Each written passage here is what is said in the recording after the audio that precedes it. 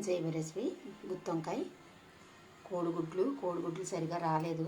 వెల్లుల్లిపాయలు, గసగసాలు, జీడిపప్పు, అల్లం పొడి, జీలకర్ర పొడి, లవంగం, చెక్క పొడి కలిపేసాను. ఇవన్నీ కలిపి ఇప్పుడు మిక్సీ కలిపట్టేయటం, లేకపోతే శనగకాయల మీద నూరేసుకుంటామే. నూరేస్తున్నాను.